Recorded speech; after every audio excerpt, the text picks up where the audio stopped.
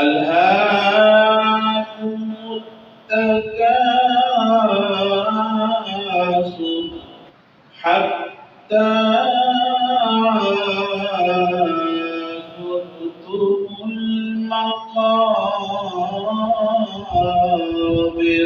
كلا سوف تعلمون ثم كلا سوف تعلمون كلا لو تعلمون علم اليقين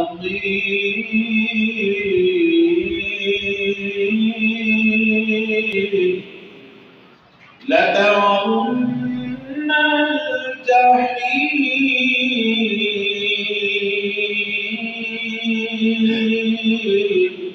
ثم لترونها عين اليقين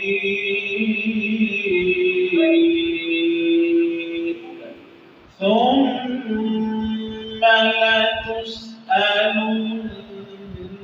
يومئذ عن النعيم صدق اللہ العظیم۔ ترجمہ سماعت المعلم الہاکم التکاثر، غافل رکھا تمہیں زیادہ سے زیادہ مال جمع کرنے کی حوث نے، حتی زرتم المقابر، یہاں تک کہ تم قبروں میں جا پہنچے۔ کلا سوف تعلمون، ہاں تم جلد جان لوگے۔ ثم کلا سوف تعلمون، پھر ہاں تمہیں اپنی کوششوں کا انجام جلد معلوم ہو جائے گا۔ کلا لو تعلمون علم الیقین، ہاں اگر تم اس انجام کو یقینی طور سے جانتے تو ایسا ہرگز نہ کرتے۔ لترون الجحیم، تم دیکھ کر رہو گے دوزخ کو۔ ثم لترونها عین الیقین، پھر آخرت میں تم دوزخ کو یقین کی آنکھ سے دیکھ لو گے۔ ثم لتسألن یومئذ عن النعیم، پھر ضرور پوچھا جائے گا تم سے اس دن جملہ نعمتوں کے بارے میں۔ قبیلہ بنو سہم اور قبیلہ بنو عبد مناف دو معروف عرب کے قبیلے تھے، آپس میں کسی بات میں الجھ پڑے۔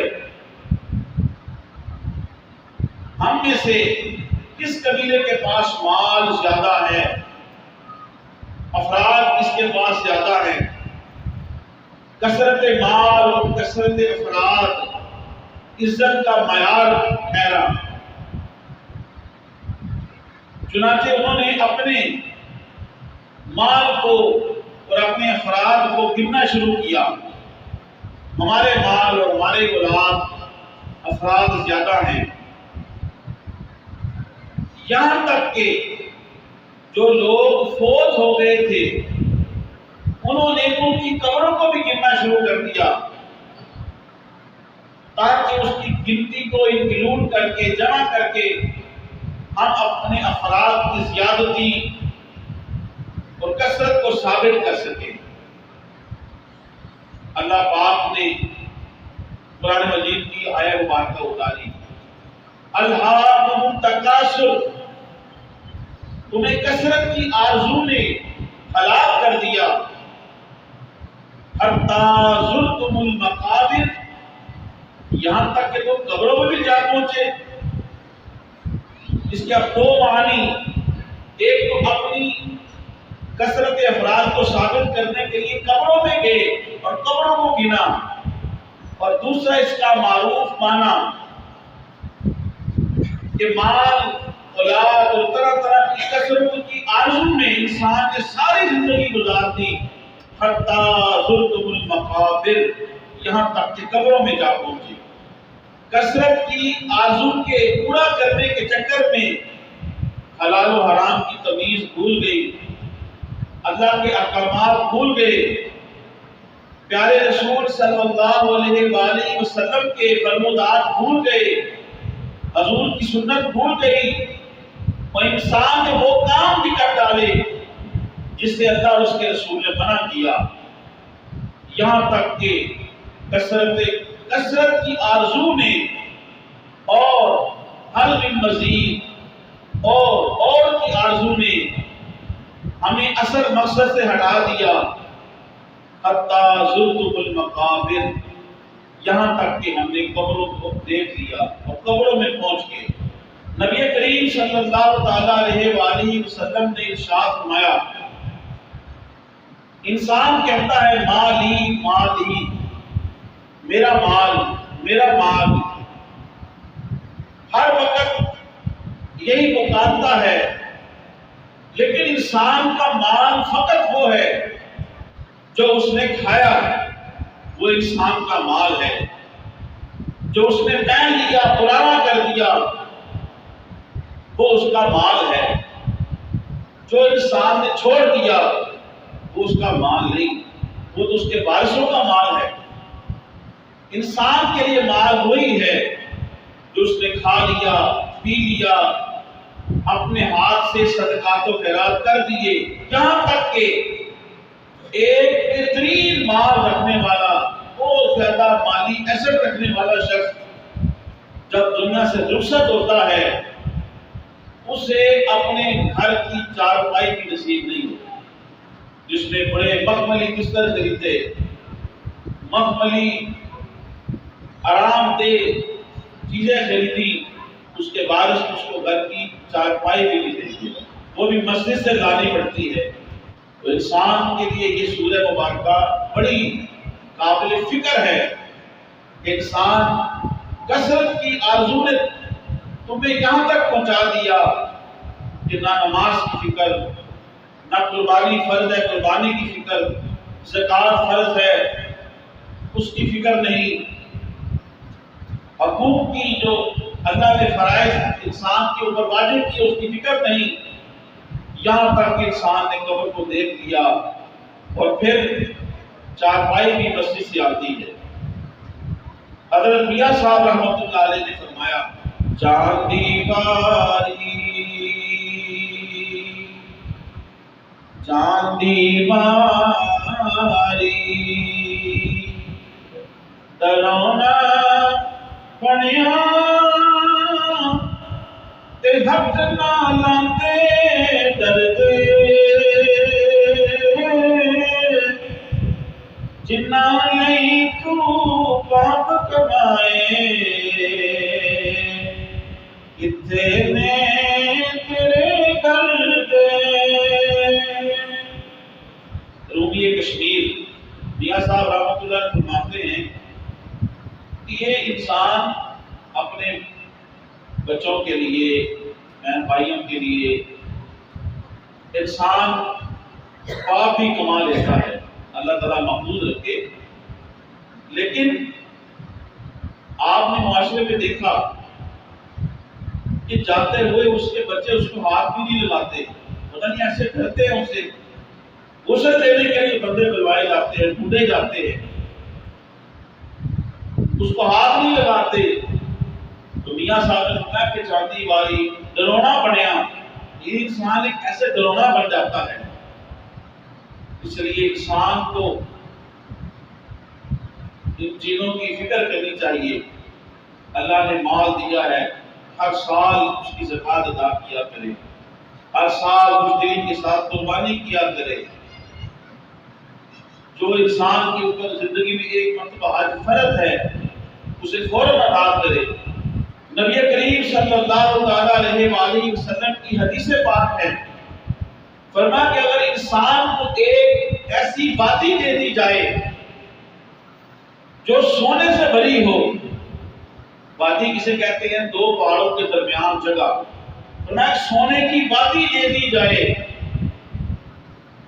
جو سونے سے بھری ہو، وہ پھر آرزو کرے گا ایک اور وادی ہو، ایک اور وادی ہو، اور پھر اسے دوسری مل جائے، وہ تیسری کی آرزو کرے گا کہ وہ تیسری بھی اسے ملے۔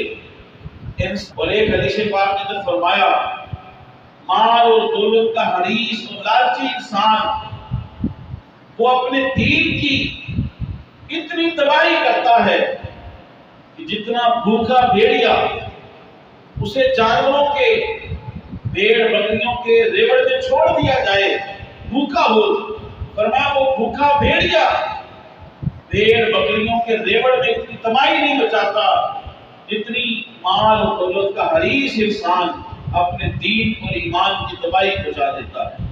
حدیث پاک کے اندر آتا ہے جس کا مفہوم یہ ہے، قبر کہتی ہے میں تنہائی کا گھر ہوں، میں کیڑے مکوڑوں کا گھر ہوں، اور میں غربت اور مسافرت کا گھر ہوں۔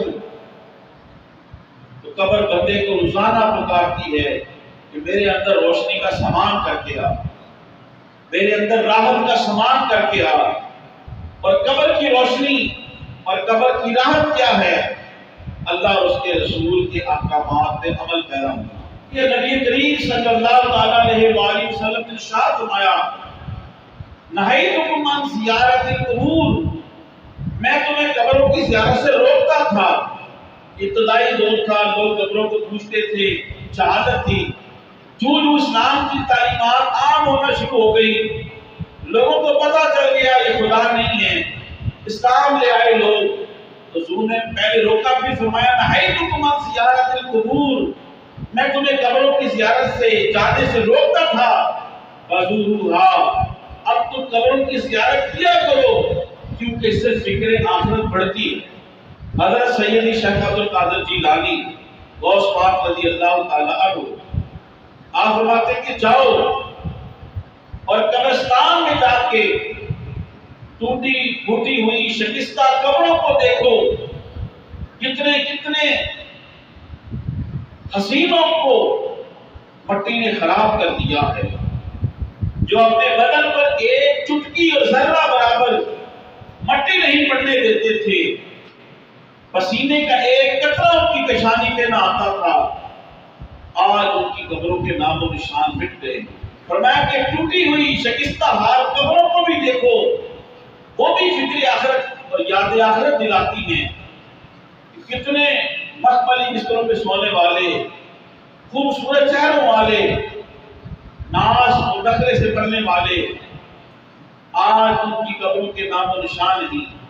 فرمایا ان کی قبریں بھی عبرت کا اور فکر آخرت کا باعث ہیں، اور فرمایا ان کی قبریں جن کی قبریں خوشنما ہیں اور قبے بنے ہوئے ہیں، بڑے بڑے مزارات بنے ہوئے ہیں، فرمایا ان کی قبر بھی تمہیں فکر آخرت دلاتی ہے کہ یہ بھی لوگ تھے جن کی آج قبروں پہ کوئی بندہ نظر نہیں آ رہا، اور تھے یہ دنیا میں بادشاہ۔ زیب النساء جہانگیر کی بیٹی، اس نے اپنے والد سے چھپ کر ایک دیوان لکھا، شعر و شاعری کا مجموعہ لکھا۔ زیب النساء جہانگیر بادشاہ کی بیٹی، اس نے شعر لکھا جس کا معنی یہ ہے، زیب النساء جہانگیر کی بیٹی کہتی ہے، ہم غریبوں کی قبر پر نہ کوئی چراغ جلائے گا، نہ چراغ جلانے آئے گا، نہ کوئی پھول ڈالنے آئے گا، نہ کوئی بلبل گیت گائے گا، اور نہ کوئی پروانہ پر جلائے گا۔ فرمایا ان قبروں کو بھی دیکھو کہ جن کے اوپر بازارات اور قبے بنے ہوئے ہیں، گنبد بنے ہوئے ہیں، یہ بھی انسان تھے، لیکن یہ دنیا میں بادشاہ نہ تھے، لیکن جانے کے بعد ان کی مزارات کے صبح دوپہر شام قرآن کی تلاوت ہو رہی ہے، درود و سلام پڑھا جا رہا ہے، صدقات و خیرات تقسیم ہو رہے ہیں۔ فرمایا یہ بھی فکر آخرت دلاتی ہیں کہ ان کے جانے کے بعد لوگ کہہ رہے ہیں، گنج بخشے فیض عالم اظہر نور خدا، نا کسارا پیر کامل کاملہ را رہنما۔ حضور نے فرمایا ہر امت کا ایک فتنہ ہے، اور میری امت کا فتنہ مال ہے، اور اللہ کی قسم میں اپنی امت کے شرک میں مبتلا ہونے سے خوف زدہ نہیں ہوں، کہ میرے بعد میری امت مشرک ہو جائے گی۔ حضرت موسیٰ علیہ السلام کوہ طور پہ گئے، 40 دن وہاں پہ رہے، اعتکاف کیا، ساری توجہ اللہ کی طرف، واپس پلٹے تو امت گمراہ ہو گئی، خود کو بچڑے کو پوجنا شروع کر دیا۔ لیکن نبی کریم صلی اللہ تعالیٰ علیہ وآلہ وسلم آپ کے سر کے بال کی انتہا سے لے کے پاؤں کی داخل کی انتہا تک آپ سراپا معجزہ ہیں، افضل الانبیاء ہیں، افضل الرسل ہیں۔ آپ نے فرمایا کہ مجھے میری امت کے میرے بعد مشرک و شرک میں مبتلا ہونے کا خوف نہیں، ہاں مجھے اپنی امت کے بارے میں جو خوف ہے وہ یہی ہے کہ تم دنیا دار بن جاؤ۔ تو ایسا ہی ہے۔ پھر اللہ پاک نے فرمایا سورہ تکاثر کے اندر، کلا سوف تعلمون، ان قریب تم جان جاؤ گے، تمہیں پتہ چل جائے گا اور تمہاری آنکھیں کھل جائیں گی۔ اس وقت ہماری آنکھیں اس وقت کھلیں گی جب ہماری آنکھیں دنیا سے بند ہوں گی، حقیقت میں آنکھیں اس وقت کھلیں گی۔ کلا سوف تعلمون، ان قریب تمہیں پتہ چل جائے گا، تم جان جاؤ گے۔ اللہ نے پھر دوبارہ تاکید کی، ثم کلا سوف تعلمون، کیوں نہیں، ہاں تم ضرور جان جاؤ گے۔ پھر تیسری مرتبہ اللہ نے تاکید کی، کلا لو تعلمون علم الیقین، تمہیں یقینی علم ہو جائے گا۔ اللہ اتنا رحیم ہے، کوئی بچہ کسی کا جا رہا ہو کسی جگہ تو والدین کو بڑا پیار ہوتا ہے اپنی اولاد سے، اسے بار بار تاکید کرتی ہے ماں اور باپ، دھیان سے جانا، دھیان سے جانا، پیار ہوتا ہے نا۔ تو اللہ اپنے بندے سے ماں سے بھی زیادہ پیار کرتا ہے۔ اللہ 3 مرتبہ کہہ رہا ہے کلا سوف تعلمون، تم جان جاؤ گے، ثم کلا سوف تعلمون، ہاں تم جان جاؤ گے، کلا لو تعلمون علم الیقین، تمہیں یقینی علم ہو جائے گا۔ یعنی اللہ بندے کو ڈرا رہا ہے، سمجھا رہا ہے کہ دنیا میں اپنی زندگی کو ایسے بسر کر لو جیسے میرا اور میرے رسول کا حکم ہے، ورنہ تم جان جاؤ گے، تم ضرور جان جاؤ گے۔ تو اللہ بندے سے بڑا پیار کرتا ہے، بار بار کہہ رہا ہے کہ دھیان رکھو، جان جاؤ گے، قبر میں جانا ہے، آخرت ہے۔ اللہ بار بار بندے کو سمجھا رہا ہے۔ نبی کریم صلی اللہ علیہ وسلم کا فرمان ہے، جو میں جانتا ہوں اگر تم جان جاؤ تمہارے چہروں پر مسکراہٹیں ختم ہو جائیں اور تم زیادہ لو۔ جب نامہ اعمال انسان کے ہاتھ میں دیے جائیں گے تو بندہ کہے گا ما لہذا الکتاب لا یغادر صغیرۃ ولا کبیرۃ الا احصاها، ہے اس کتاب کو کیا ہو گیا، اس نے چھوٹی بڑی ہر شے لکھ دی۔ علماء فرماتے ہیں نیکوکار بھی پچھتائیں گے، ابرار۔ فرمایا کہ وہ کیوں؟ فرمایا کہ نیکوکار ابرار لوگ جب اپنی نیکیوں کی جزا دیکھیں گے، صلہ دیکھیں گے، اتنا اجر ہے تو وہ پچھتائیں گے، کاش ہم نے دنیا میں فضول وقت ضائع کیا وہ بھی نہ کرتے اور وہ بھی نیکیوں میں صرف کر لیتے۔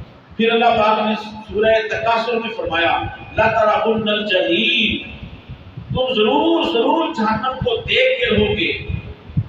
جہنم کافر نے بھی دیکھنی ہے اور کامیاب مومن نے بھی دیکھنی ہے، لیکن کافر جہنم کو دیکھے گا، افسوس کے سوا کچھ نہیں ہوگا، اسی میں رہ جائے گا، اور مومن کامیاب جب دوزخ کو دیکھے گا وہ اپنی نیکیوں کے اعتبار سے اس صراط سے گزر جائے گا، اس کی گزرگاہ ہوگی، کوئی بجلی کی سرعت کی طرح، کوئی ہوا کی تیزی کی طرح، کوئی پیدل چلتے ہوئے، کوئی دوڑتے ہوئے، اپنی اپنی نیکیوں کے درجات کے اعتبار سے۔ پھر فرمایا ثم لا ترونها عین الیقین، اس کو یقینی آنکھ سے دیکھو گے۔ سورہ تکاثر کی آخری آیت ثم لتسألن یومئذ عن النعیم، اس دن ایک ایک نعمت کے بارے میں تم سے سوال کیا جائے گا جو نعمتیں اللہ نے تمہیں عطا کی۔ یونان کا ایک امیر ترین شخص،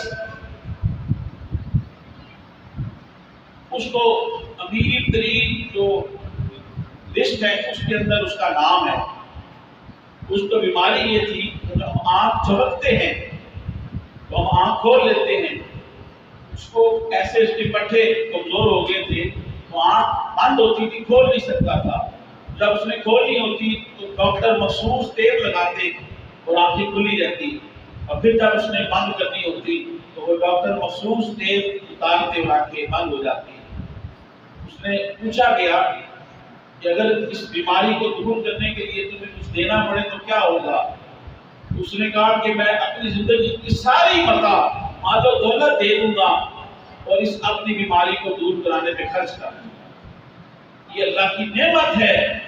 یہ صرف ایک چیز ہے, آنکھ کو پلک کو جھپکنا. انسان کے اندر بے شمار ایسی چیزیں ہیں. قیامت کے دن ہر نعمت کے بارے میں پوچھا جائے گا. شریعت کے اندر جو تخفیف ہے, جو آسانیاں ہیں, اس کے بارے میں بھی قیامت کے دن پوچھا جائے گا. یہ بھی نعمتیں ہیں. آج مسجد میں آئے, گرمی اور سردی کے حوالے سے انتظامات ہیں, قالین ہے.